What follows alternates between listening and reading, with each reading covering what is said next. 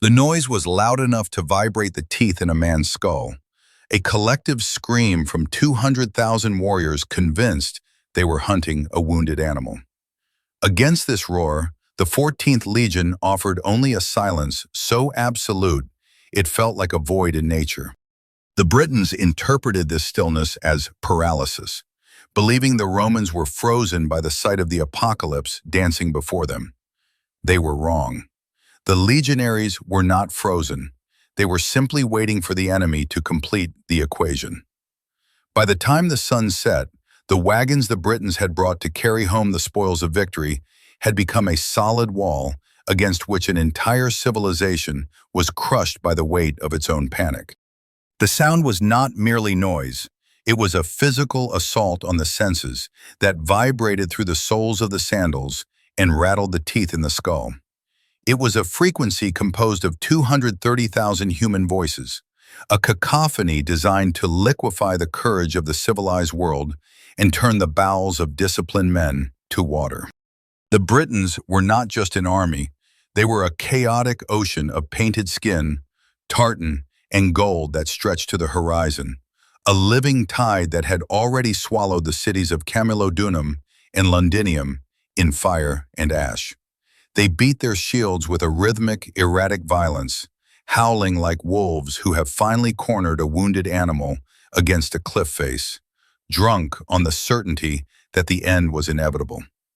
The air itself tasted of iron and unwashed bodies, thick with the humidity of a multitude that had gathered not to fight a battle, but to witness a final reckoning. To the wild eyes of the warriors in the front ranks, the 10,000 men standing in the narrow defile before them must have looked pathetic, a thin ribbon of red and iron waiting to be trampled by the sheer arithmetic of the mob. The Britons danced and jeered, flaunting their lack of armor to show their lack of fear, mocking the smallness of the force that dared to stand in their way. They had brought their wives and children to watch, parking a crescent of wagons miles deep behind the lines to serve as a grandstand for the destruction, turning the valley into a closed arena where the only exit was through the Roman line. But against this roaring, undulating wall of sound, the Roman formation offered a terrifying anomaly. There were no shouts of defiance, no banging of pilum against shield, no nervous shifting of weight from foot to foot. The 14th Legion stood in a silence so absolute it felt like a void in nature, a stillness that defied the biological imperative to react to a predator. 10,000 men stood motionless as statues carved from iron, their gaze fixed on a point just above the heads of the screaming horde. This was not the paralysis of terror. It was a weaponized indifference, a psychological rejection of the enemy's humanity. To the centurions watching the chaotic display from behind the crests of their helmets, the noise was irrelevant, a waste of energy that could be better spent on the thrust of a sword. They stood in the narrow throat of the valley, flanks protected by dense, impassable woodland, occupying a geography that had been chosen with cold, mathematical precision. The silence began to seep into the minds of the frontline Britons, a subtle wrongness that pricked at the edges of their frenzy. It was the quiet of a butcher who does not need to shout at the cattle. The legionaries were not looking at an army of warriors. They were looking at a harvest that was ripe, waiting for the signal to begin the work of the day. The statue was not frozen, it was coiled. To stand still while the world screams for your destruction is the most unnatural act in the theater of war, a forceful suppression of the biological imperative that demands the body either flee from danger or rush to meet it. For the soldiers of the 14th Legion, this stillness was not a choice, but a condition of their existence, the result of a training regimen that had systematically dismantled their individuality and replaced it with a collective nervous system. Under the heavy plates of their lorica segmentata, the air was hot and stagnant, smelling of oiled iron and the sour, metallic reek of adrenaline that had nowhere to go. Muscles, primed by the fight or flight response, twitched with a toxic energy, demanding release, but the discipline of the ranks held them in a state of suspended animation. This was the paradox of the Roman method, the creation of extreme force through the imposition of extreme order. The men stood with their left feet forward, their large rectangular shields interlocked to form a continuous wall of wood and leather, a barrier that hid the trembling of hands and the rapid, shallow breathing of the terrified. They were not 10,000 men. They were a single, multi-limbed organism, and right now, the organism was holding its breath. The logic behind this agonizing weight was cold, mathematical, and absolute. Suetonius Paulinus, the governor and general who had orchestrated this standoff, had not chosen this ground by accident. He had selected it with the eye of an architect designing a deadly trap. The defile was a geological gift, a narrow throat of open land flanked by dense, impenetrable woodlands that acted as natural walls, protecting the Roman flanks from the sweeping encirclement that was the hallmark of Celtic warfare. By positioning his small force at the back of this funnel, Paulinus had neutralized the single greatest advantage of the Briton horde, their overwhelming numbers. In the open plain, 200,000 warriors could swarm and devour 10,000. But in this corridor, the enemy could only present a frontage as wide as the valley itself. The geography forced the Britons to wait their turn to fall. It rendered the vast majority of the barbarian army irrelevant, reducing the battle to a series of manageable collisions between the Roman front line and the thin slice of the enemy that could actually reach them. The general was betting the survival of the province on the simple friction of terrain, trusting that the forest would hold and that the geometry of the valley would turn the enemy's mass into a liability. Inside the ranks, the logic of the formation provided a psychological armor that was just as critical as the physical one. The legionary knew that he was not fighting alone. He was a component in a machine that had conquered the known world. He knew that the man to his right would not run, because the man to his right would not run. A chain of trust welded together by the fear of shame and the certainty of punishment. They stood 6 ranks deep, a density designed not just for solidity but for rotation, a system where a tired man could slip to the rear and a fresh man could step forward to take his place at the front. This was the engine of Roman dominance, the ability to industrialize combat, to turn a chaotic brawl into a process of grim efficiency.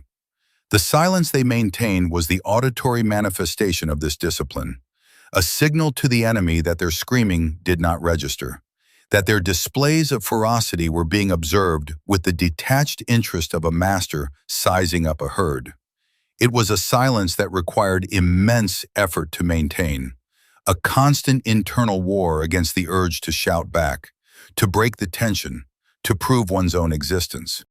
The waiting also served a kinetic purpose, acting as a dam against the rising pressure of the barbarian advance.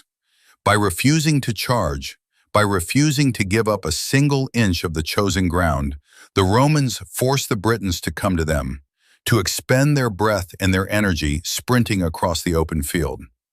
The legionaries watched the horde swell and compress as it entered the funnel, the chaotic spacing of the tribesmen disappearing as the valley walls squeezed them together.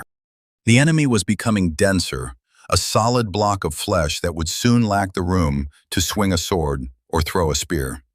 This was the trap hidden in plain sight. The Roman stillness was the lure that drew the Britons into the crush. The deeper the barbarians ran into the defile, the more their own numbers would work against them, pinning their arms and suffocating their movement. The Roman commanders watched the distance close, 400 yards, 300, 200, calculating the exact moment when the potential energy of the legion would be converted into kinetic impact. They were not waiting for the enemy to reach them.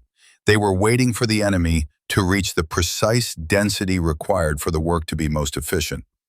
The pilum, the heavy javelin held in the right hand of every front-rank soldier, was not a weapon of distance but of disruption, designed to be thrown at close range to shatter the momentum of the charge just before impact. The grip on the wooden shafts tightened, the knuckles turned white, the silence stretched to its breaking point, a taut wire humming with the promise of the snap. The system was primed. The geography was set. The logic was sound. All that remained was the collision. The confidence of the Britons was not merely high morale, it was a form of collective intoxication, a potent neurotoxin distilled from the ashes of the cities they had already burned. They had spent weeks moving through the province like a wildfire, consuming Roman settlements with an ease that had rendered the concept of defeat abstract and obsolete.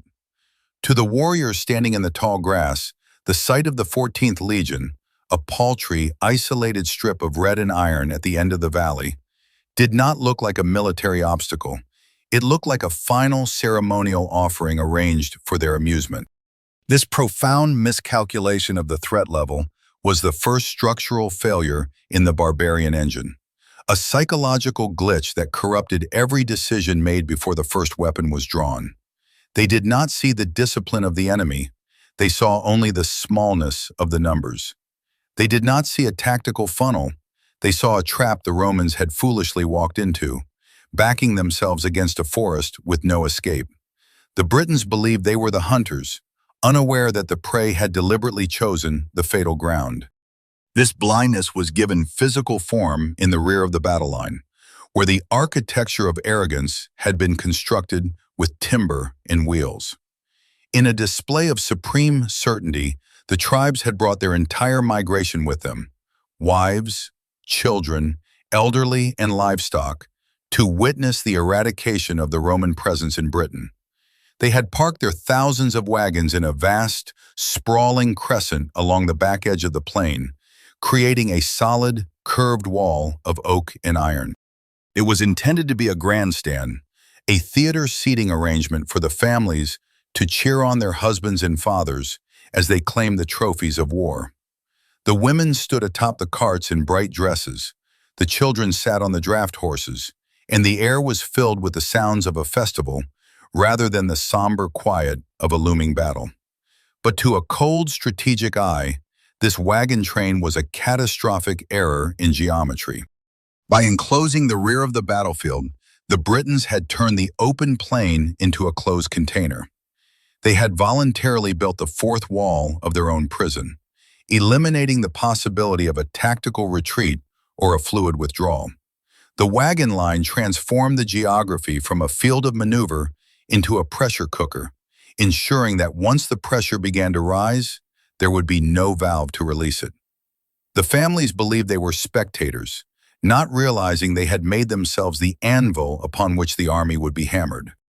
As the mood in the ranks shifted from posturing to action, the movement of the horde began to betray the fatal flaw in their density. The advance did not begin with a command, but with a contagion of impulse that rippled through the gathered tribes. A shout here, a run there, and suddenly the entire mass of 230,000 people lurched forward. It was not a march, it was a race. The warriors, eager to claim the best loot in the highest honor, began to sprint, dissolving the loose tribal structures into a singular, chaotic, rushing fluid. Here, the first true warning signs of the coming disaster began to manifest, though they were lost in the roar of the charge. The valley, wide at the mouth where the Britons started, narrowed significantly as it approached the Roman line. As the horde surged into this tightening funnel, the spacing between men vanished. The wide, swinging slashes of the long Celtic swords required room, 6 feet of clearance to be effective. But that room was rapidly being consumed by the sheer volume of bodies pressing in from the sides and the rear. Warriors found themselves jostling shoulders with men from other clans, their strides shortened by the heels of those in front, their momentum hijacked by the collective surge. The feedback loop of the trap was now engaged. The men in the front ranks, seeing the silent, motionless wall of Roman shields approaching, felt a flicker of primal hesitation, a biological urge to slow down and assess the threat before impact. But the physics of the mob denied them this agency. The thousands of warriors behind them, blinded by the dust in the backs of their comrades, could not see the Roman line. They could only feel the forward motion. They pushed harder, eager to reach the fighting, transmitting their kinetic energy into the backs of the front ranks. The vanguard was no longer charging. They were falling forward, propelled by an irresistible hydraulic pressure generated by their own allies. The sprint degraded into a stumble, a frantic effort to keep feet moving fast enough to avoid being trampled by the friendly wave behind. The jeers and taunts that had filled the air only moments ago began to fragment into breathless exertion. The sensation of invincibility was subtly replaced by the discomfort of confinement. The sudden realization that the crowd was too tight, the air too hot, and the ground too uneven. Yet, even as the compression began to rob them of their dexterity, the Britons misinterpreted the data. They looked at the Roman line, still frozen, still silent, still refusing to react, and saw only fear. They believed the legionaries were paralyzed by the sight of the onrushing tsunami. They interpreted the lack of Roman missiles as a sign of supply failure or cowardice, not realizing that the enemy was simply waiting for the range to drop to the point of maximum devastation.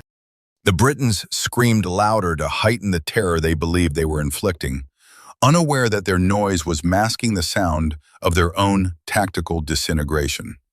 The wagon wall behind them stood firm, a silent promise that there was no going back, while the forest walls to the left and right funneled the chaos into a fatal zone of horrifying density. The system of the barbarian army was still functioning on the surface. They were moving, they were armed, they were aggressive, but the internal logic had already fractured.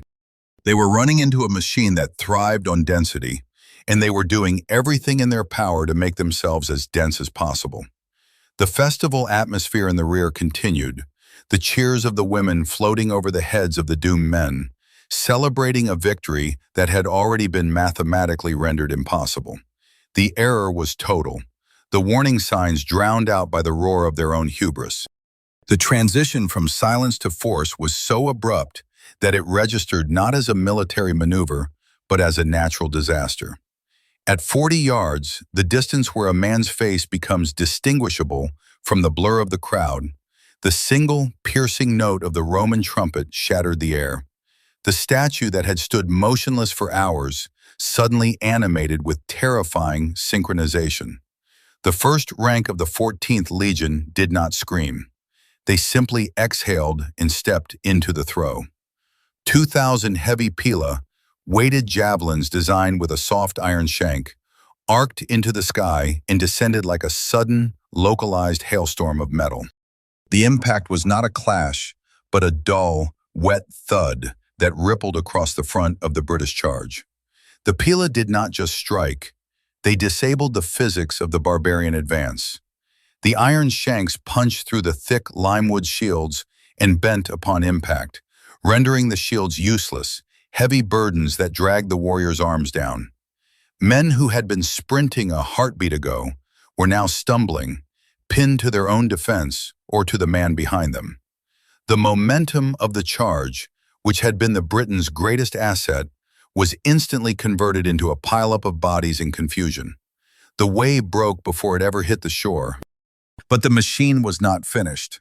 Before the shock of the volley could be processed by the barbarian mind, the legionaries drew their gladii, short, stabbing swords meant for close-quarters combat, and the entire line surged forward. They did not advance as a flat wall, which might have buckled under the sheer weight of the mob.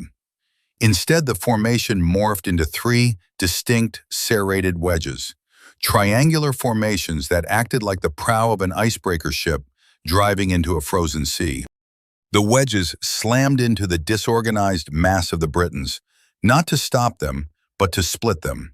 The impact was kinetic and brutal, a collision of order against chaos.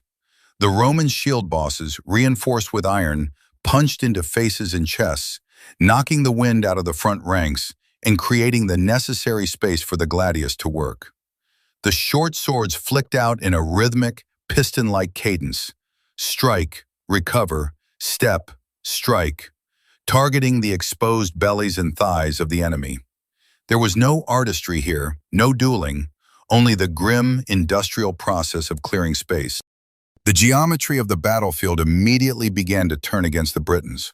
As the Roman wedges drove deeper into the mob, they forced the warriors on either side to compress inward, away from the lethal points of the triangles. But there was nowhere to go. The valley walls held them on the flanks, and the massive weight of their own army pushed from behind. The spacing, already tight, vanished completely. The Britons found themselves trapped in a crush of their own making, pressed so tightly against one another that they could not lift their long, slashing swords to strike back. A weapon that requires a wide arc is useless in a telephone booth, and the Romans had turned the entire valley into a series of suffocating compartments. The warriors in the second and third ranks, desperate to reach the enemy, shoved forward, unknowingly pinning the arms of the men in the front rank, rendering them helpless to defend against the stabbing blades. The front line of the barbarian army ceased to be a fighting force and became a solid barrier, held upright by the pressure of the crowd, waiting to be dismantled by the Roman machine. The sensory environment inside the crush degraded into a nightmare of heat and noise. The dust kicked up by thousands of feet mixed with the sweat of panic and the scent of iron, creating a thick, choking grit that coated the throat and stung the eyes. The roar of the initial charge had dissolved into a cacophony of screams, pain, rage, and the terrifying, high-pitched realization of entrapment. But the loudest sound was the relentless, rhythmic thump hiss of the Roman advance, the sound of shield impacting body, followed by the breath of the soldier driving the blade home. It was the sound of work, steady and unceasing. The legionaries, protected by their large scuda and the discipline of their files, worked in shifts. When a soldier at the tip of the wedge grew tired, he would step back into the safety of the formation, and a fresh man would seamlessly step forward to continue the task. The machine did not tire, it only cycled. For the Britons, the horror was not just in falling, but in the inability to fight. Men who had spent their lives training for war found themselves perishing without ever swinging a weapon. They were crushed against the backs of their kinsmen, their feet lifted off the ground by the press, watching the Roman helmets bobbing closer like sharks in a feeding frenzy. The psychological impact of this impotence was devastating. The belief in their own invincibility, fueled by the sheer size of their army, shattered against the reality that numbers meant nothing without space. The vast ocean of warriors behind the front line, tens of thousands of men who were still screaming for war, had no idea that the battle was already lost.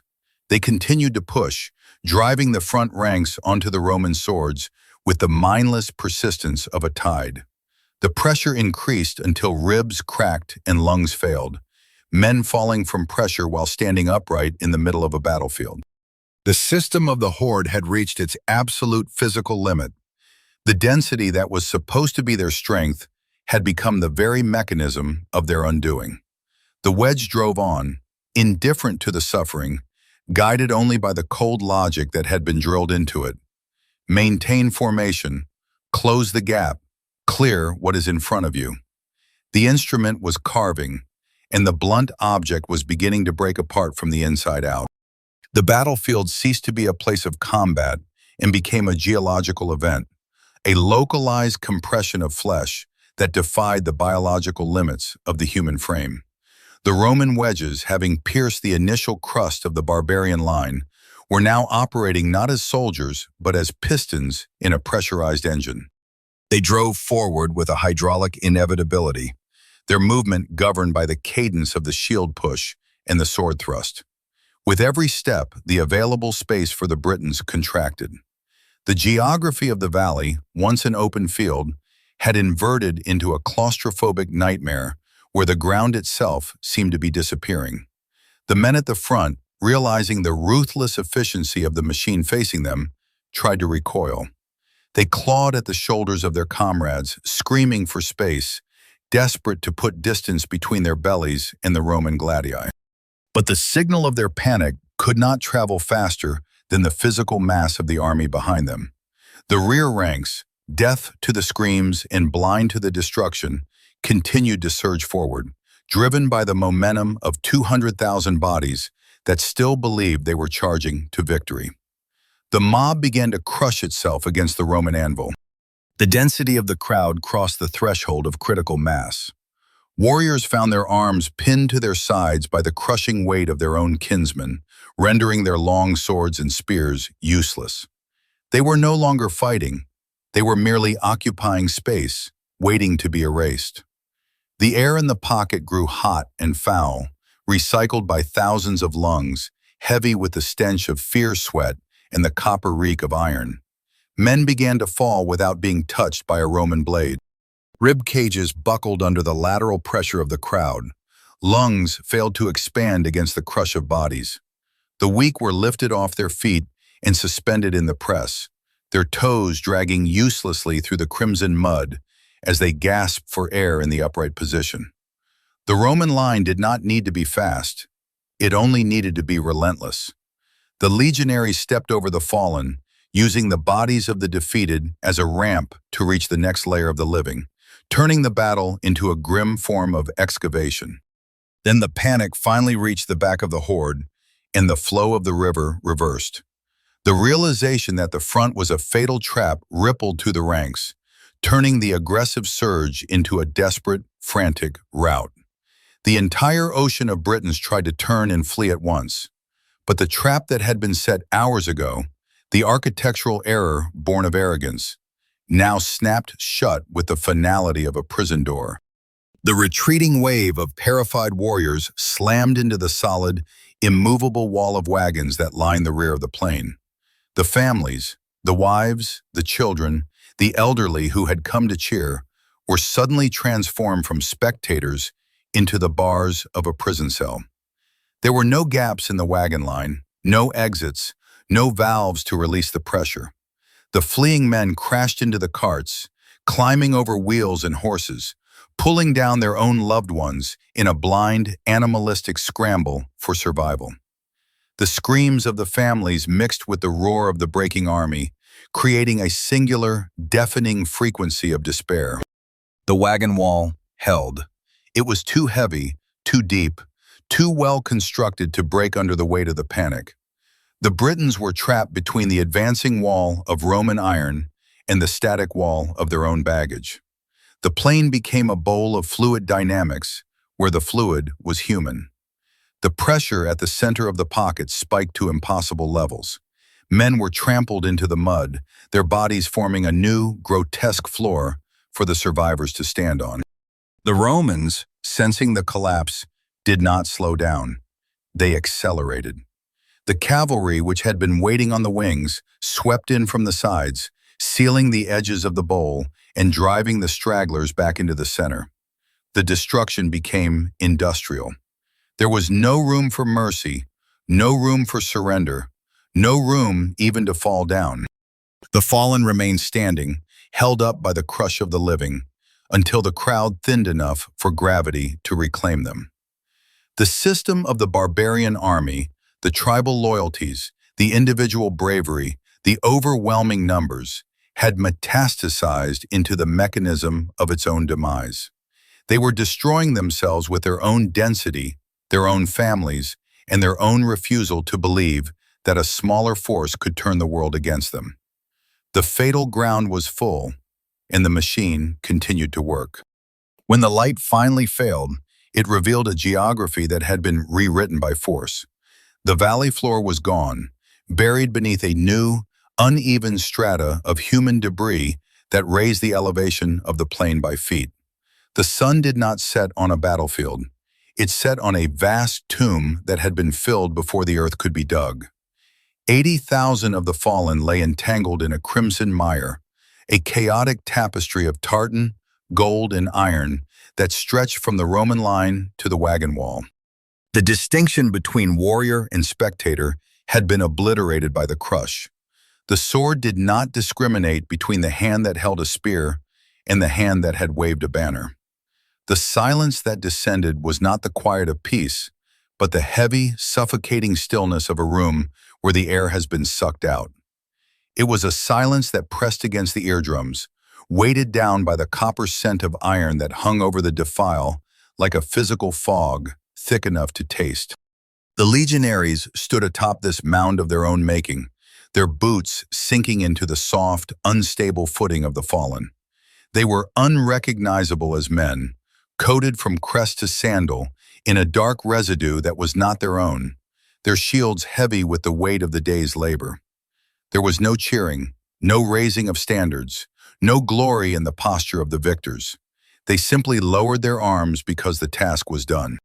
The mechanism of the legion had run until the fuel was exhausted, and now it stood idling in the twilight, surrounded by the byproduct of its efficiency.